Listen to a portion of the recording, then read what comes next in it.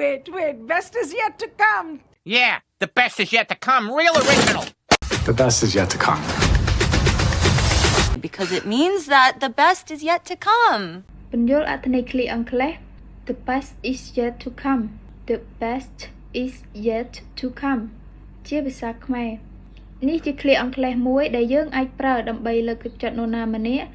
ឬដើម្បីបង្ហាញសុទិដ្ឋិនិយមថាបទពិសោធន៍ការជោគជ័យនិងរឿងល្អៗខ្លាំងដែលនឹងកើតឡើងលើយើងឬចូលក្នុងជីវិតយើងនៅពេលខាងមុខនេះគឺជារឿងដែលប្រសើរជាងអ្វីៗដែលយើងកំពុងជួបប្រទះឥឡូវនេះ For example, don't be discouraged by the setbacks you faced. Remember, the best is yet to come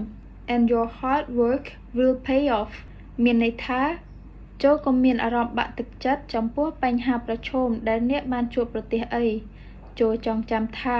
រឿងល្អៗប្រសើរខ្លាំងនឹងកើតឡើងនាពេលខាងមុខហើយការខិតខំប្រឹងប្រែងរបស់អ្នកនឹងទទួលផល